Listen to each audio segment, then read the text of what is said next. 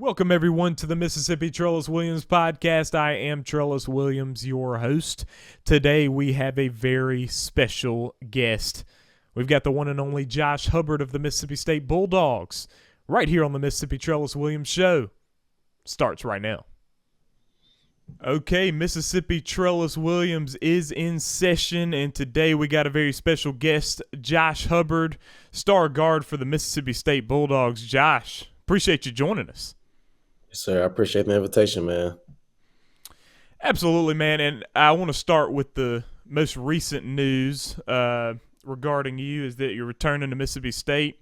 You entered your name into the NBA draft, but you're coming back, and obviously Bulldogs fans very excited to see you back in the maroon and white.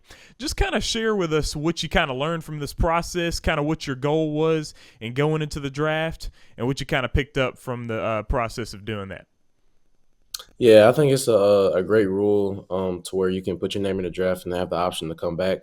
You can learn a lot about yourself mentally and physically and your abilities. You also learn what you need to work on as well. And so I've learned a lot. I've heard numerous things of what I needed to work on in order for me to get to the next level. And of course, there's levels to everything. I mean, the NBA is 0.1% of the world, and so I'm just glad to get to get some criticism on myself so I can come back to college and work on those things. Yeah, and your talent is 0.1%, buddy, because, I mean, look, watching you play, just the timing of it. I mean, you got real good timing on the game, especially at your size, able to score that consistently. Just talk about the process of your upbringing, okay? So obviously you grew up in a great family. Kind of talk about what it was like in your household growing up. Yeah, so I'm the youngest of five, and so I was the playful child, of course, messing with my brothers and sisters, and I had two brothers that played basketball as well, and so we had an outside court. I mean, we were out there almost every day, and I was just getting bullied. I didn't win a lot of games until I grew up, and so they pushed me to my limits. My dad did that as well, and so they wanted the best for me growing up and watching them play high school basketball. They didn't play college, and so but they knew what it took, and so it was just a great blessing to have them in my corner because without them, without the negative comments, the criticism growing up, and just me not winning, it pushed me to a competitive spirit that we all have and that we all credit in my family. You mentioned that they pushed you to the limits. I know that training had to be a big part of your success. Now, talk about that training a little bit because obviously watching you play, just the confidence that you play with and just how tight everything is skill-wise. Just kind of talk about that training growing up. Yeah, so my dad expected me to be undersized as a player, and so we had to put extra work in because I know I wouldn't be the tallest, but I could be the smartest, the fastest, and things like that. And it all started with my jump shot. A lot of people will speak on the elevation that I have, and so that was something that kind of separated me to in order for me to play on the next level. And so it was after that it was just man just getting better each and every day and critiquing, like you said, the little details and things like that, making reads. And so I think that was a huge jump in my career when I started doing the elevation on my jump shot and then just adding little things after that. Yeah, so, and the thing about the elevation on your jump shot is that obviously you're getting up real high, but it's also real quick. I mean, you got that ball in the handle and immediately can get that elevation and shoot that ball because, if you're taking a long time to develop that shot, even if you're jumping real high, I mean, playing against the, SEC wings, I mean, you're not going to get it off, but just how quickly you get it off. Just kind of talk about. Listen, so I know with shooting drills, you want to get those shots up quick. Just talk to us about, just the work that went into getting that done. Because man, listen, skill wise, man, I don't see anybody as skilled. Yeah. I think it all started just being uncomfortable with it, just creating a good habit. Obviously starting something like that, you're not gonna shoot the best off the bat. And so just creating repetition and making that a habit. And so after I did that, I just created confidence in that jump shot. And then after that, man, it was just an everyday thing. I started doing it in practice, and we practice every day, so I can't run from it. And if I do that every day, it's just gonna create confidence. And then once the season started, just from those practice shots, from those shots before practice, it just boosted my confidence to try it in game. And then when I tried it and it worked over those tall defenders, I just stuck with it. Yes, and obviously there are a lot of good basketball players out there, man. But man, when was the point where you knew that you were the real deal in the fact that you could go real far? Because obviously I know that you're confident in your abilities, like you were good amongst your peers. But I'm talking about being able to get to the level of success that you're at now. I would say when I was playing 16U with Team Thad, I think I played 15U with them, but um, actually, it's either 15 or 16. I can't remember.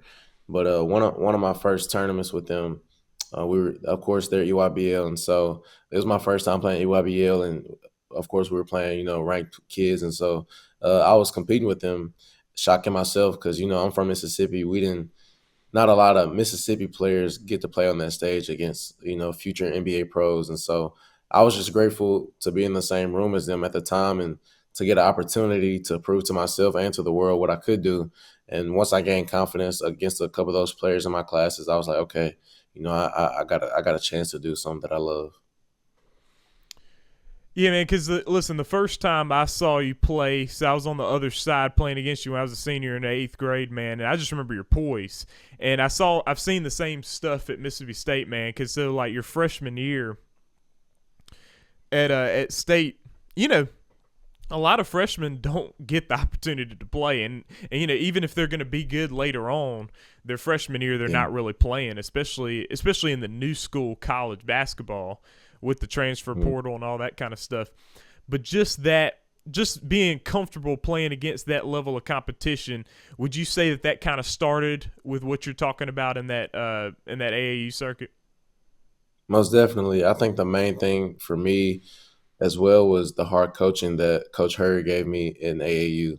He treated us just like a college coach, and so my high school coach did the same thing as well. And so it was a no brainer for me to take the hard coaching and have a good response. Have a good attitude, because at some point, growing up, I had a bad attitude and I had to get out of it. And so I just knew like I said earlier, I'm a short guard, and so I can't make as many mistakes as the other guys. And so I just try my best with my character and my attitude and my leadership that I can carry on to on the court as well. So I want to talk a little bit about your high school career. So you played there at MRA, Madison Ridgeland Academy. You played for Coach Deweese, who is a legendary high school coach in Mississippi. So you got to Yeah. play for him. Just kind of talk about that a little bit. Listen, obviously you set the Mississippi high school scoring record with 4,367 points, which is something else. That is a level of consistency that is hard to match. But I just want to ask you, that period of time, you played 5 years of varsity basketball. Just talk about what you learned from Coach Deweese and from the experience of playing high school basketball. Yeah. My eighth and ninth grade year were probably the hardest practice wise with Coach Deweese because he never told me what I wanted to hear. And so, as a kid, hearing that you want to hear a little positivity, from your head coach. And at the time, I didn't understand it, but looking back, he was just creating a player, into something great. And so I give a lot of credit to him because he's helped me develop my attitude and my character. And he's put a lot of great players in college. And so um, I knew the things that he said and the things that he did with me were correct. And so, I mean, his resume speaks for itself, so it's hard to argue with him. You're never going to win that battle. And so, yeah, my high school career was great. I would do it all over again if I could. I had a lot of great teammates. That was another good thing for me. They believed in me even times I didn't believe in myself. They kept encouraging me even when I had bad nights, and so and they allowed me to lead them. Ever since being an eighth or ninth grader, and so it's just beautiful how Coach Deweese created the program and like the culture that he still has over there. It's just so fun and competitive, just like college. And so I have much respect for him for how he coached against me and my classmates as well. Take us through the moment your sophomore year in the MAIS championship, winning that year. Uh, Obviously, that was the year that Greenville Christian randomly was like really good, and so Yeah. you guys faced them off in the championship game. Big game, went to overtime. You guys won, and he had a big night as well. Talk about what that meant to you. Man, it meant everything. It was my first overall championship. Overall, of course, is the main goal. State championships is cool, but it's nothing like the overall. It's the most respect out of all the classes like 6A and 5A and all that. But man, that game was special because we put a lot of hard work that year. Like I said, like we were underdogs that year. Not a lot of people expected us. We weren't as big as previous years, and so it was at a high school because we usually have overall like at a college, but it was during COVID, and so the gym was just packed out. Like you couldn't sit anywhere, and so it was great because we it was like it was like point 0.6 left in the fourth quarter, and we were down like five, I think, and somehow still won. Like they got a tech. It was just crazy, bro. Yes. Like I don't even know how we won. Like people ask me to this day, and I'm like, bro, I don't know. Like it was just a blessing, and so yeah, I mean, it's just something they can't take away from us, from Coach Deweese and the school, and so I'm just really happy that we got it done that year. Yeah, so now I want to move on to your recruitment process, which was also a big story because originally you were committed to go to Ole Miss with Kermit Davis as the coach. He ended up Mm. getting fired from Ole Miss. You decommitted and flipped over to Mississippi State. And look, man, I'm a Mississippi State fan, so I was happy to see that. Yeah, And I know that obviously all Mississippi State fans are very happy that that was the case now. But take us yeah. through that a little bit. Take us through the recruitment process because obviously it's special for you to have this kind of interest from those kind of programs because you also had interest from other programs, not just those two. So just take us through that process.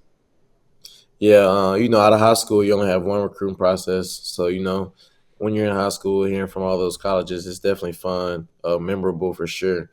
And like you said, me being committed to Ole Miss, I had my pretty much my life set at Ole Miss before Kermit Davis got fired, and so I think that was just God knowing that I needed to be in Starkville because I've met a lot of great people, created a lot of success, for myself and the team, and with Coach Jans and Coach Jans just being an important guy in my life, and so just thinking like back of um, when I was sad about not going to Ole Miss, it was definitely like a blessing, looking back. And so I'm just happy to be back in Starkville at Mississippi State. Like it was just a blessing, You couldn't tell me looking back then that I'll be in this position right now with Mississippi State. And so with the other schools, they were great. Super grateful to meet those people, like Rasheen Holloway at Seton Hall. He's a legendary player. I had a Houston offer. That was probably the most surprising offer for me. And I had some others, but it was just great. Like I said, high school is always memorable. It was you only get one chance out of high school to be recruited, and so I was just grateful for the opportunities that were given to me. But I knew I wanted to stay in state somewhere. Definitely, and that's another big reason why we really wanted to have you on this show. This show's Mississippi Topics, and we know that you're proud of the state that you come from. So I want to go back to your freshman year at Mississippi State. I want to ask you about this because I've been curious the whole time. So obviously a lot of success your freshman year, and maybe you weren't shocked, maybe some people weren't shocked, but I gotta say, I mean, I thought you'd be good, but I was surprised, man, at how quickly you took over, man. Just tell us about that. Was this a part of the plan the whole time, or did you just have really good summer and have a really good preseason practice sessions? Because this was a good team. It's a team that made the NCAA tournament, and then you were, 17 a game, winning the Howell Trophy, which is a big deal in Mississippi. Tell us about that, the process going into that season. Yeah, you would imagine and guess that I had a good summer and a good preseason, but it was I wouldn't say a good or great, but it was just okay because the practices were hard. I was so eager to play, and so I was just willing to do anything. I was like I said, I was already taking hard coaching, so I was used to that. And my responses to Coach Jans were always at a high level, and so I made sure of that. And just learning, if somebody created a mistake, and Coach Jans get mad at them, I didn't want to replicate that same thing and get yelled at again. And so I just try to create that and just build on from that and learn and not be afraid to know if Coach said was like, all right, give me 5 guys out here that I sprint out there, just to show that that I'm here. I'm not just some freshman. And so after I created confidence, and got some a little bit of words of encouragement from the team and players, it was just go time. And so they helped me. Once I could prove what I could do, they helped me showcase that and at a high level. And so it was just fun that year because I knew a lot of the guys before I got there. Growing up watching Cam Matthews and DJ at Olive Branch, knowing Tolu and Trey Ford, playing with him at MRA. And so it was just a culture and a bond that you couldn't break. And so I was just grateful for that team and what we accomplished. Most definitely. And so then you go into last season, you start the entire season. You lead the team in scoring. You have some great games. Just kind of talk about that a little bit. Look, you fall in the first round, but you have it's a pretty competitive game with Baylor, and Baylor was a very good team, and they were playing well at that point in time in the season as well. So just kind of take us through a full season where you're on a very good team and you're playing in maybe the best conference schedule in history of college basketball, how competitive the SEC was this year. Take us through that because that's a grind. Yeah, from freshman year to sophomore year, it was a lot of new faces. Having Cameron Matthews and Keyshawn Murphy, it was definitely a huge help because they knew the program. They knew it in and out, and they were just such a big help, leading. And then jumping to my sophomore year, I had to create a bigger voice for myself and be more vocal and become more of a leader. And so I was working on that as well. And at the start, it was another bond that you couldn't break. I felt like we were so close as a team, like you couldn't tell us anything. Like it was the cleanest locker room that I've ever been a part of. And so I was super grateful for that. You could talk to them about anything, take criticism. And so it was fun, man. I think my favorite game was Memphis. Like I tell that people that all the time. Like we went there and just killed, man. It was amazing. And so we still all text to this day, and I think that's bigger than basketball, man. Just keeping up with them. A lot of people either transfer or graduate, and you don't hear from them again. That just tells you how close as a team we were.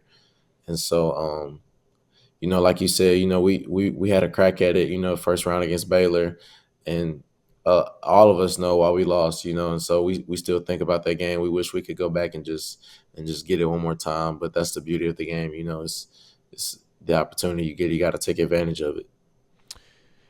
Yeah, and some of your as an individual, some of your best games are even in like really close losses. I mean, like this past year playing Alabama. I mean, that game that was something else, man. And then your freshman year against Kentucky, which as a Mississippi State fan, I haven't seen us knock off Kentucky in a good long while. You know what I mean? So every time that game comes around, it's a big deal. But you stepped up to the challenge, and you lost those two games, but you're talking about just classic basketball games. But listen, man, it's gotten to the point where on the broadcast that you're playing in, I mean, they just talk about you the whole game, man. So, like, once you get to that point, you got to block out that noise. Tell us about how you block out that noise. Yeah, I think just every possession being so critical to where you're just so locked in and focused. Coach Jans speaks a lot about that. Like every possession matters, and it does, in those types of games. And so when you're just locked in, man, it's just hard to break that vision. And like you said, the Alabamas and the Kentuckys, you're going into that game a little bit underrated as a team, and so you want to prove to yourself and the world that that we're capable of beating those types of teams. And so just the level of focus, that you have to have in order to win. It's just hard to not to block out the noise, And so if you want to win, you got to stay focused. Absolutely. So looking forward, you're back at Mississippi State again. Just lay out some goals. I know that you'll be back for the third season. Now you're starting to be more of a vet on your team. You know what I mean? And so just kind of talk about that a little bit and what your vision is for this Bulldog team. Yeah, my vision is man, just going in there as a leader. Being more vocal. I learned a lot. From these previous 2 seasons. I think I know what it takes to win. I'm still learning. As a guard and a player and a leader, what it takes to every situation. It's different every game, and so I have the vision as well as just latching on that culture and just being more positive, being better. Obviously, the goals is to win more games, win more SEC games, getting a higher seed, winning multiple games in the tournament. I think those are the big main goals. Getting better each and every day. I mean, it's just improving from the past 2 seasons. That's the vision that I have. That's the goals that I have. And I believe we can do it. So my final question, man. So I know that you're a believer in Jesus, man, and I'm very glad to hear that. And so just kind of tell us about role that your faith plays in your life and just the importance of it, man. Yeah. So I think it all started when I was in 4th grade. I had a disease and I was in the hospital for 19 days. And so my mom was there the whole time. She stayed and prayed over me. A lot of people came and prayed over me. And so after me being healed, doctors didn't know what was going on. And so after me being healed, it was just all God. And so, growing up, I was grateful for that situation because it could have went the other way. And so, without him, even in the love of basketball, he still gives me the opportunity each and every day to just wake up and do something that I love. And so without him, I wouldn't even be here. And so it's just a no-brainer for me to give credit all to him, and everything that I've accomplished and everything that I do. And also just just giving back, to spread the word of God, and so it's just bigger than me. And so, I've always been a believer, growing up in a believing family, and so it's just like man, it's just a part of me each and every day, and it's all great, man. I could go deep in it, and so yeah. Definitely, man. Look, Josh Hubbard, we appreciate you joining us. It was a pleasure to have you on the Mississippi Trellis Williams Show. Yes, sir. I appreciate it. Appreciate you. Hail State. Absolutely. Listen, I hope you like that clip right there from the Mississippi Trellis Williams podcast. If you want to see more, hit that subscribe button to the TSJW Network YouTube channel. Also, like the video and share it with anybody who may be interested in the Mississippi Trellis Williams podcast. I'm Trellis Williams. We out.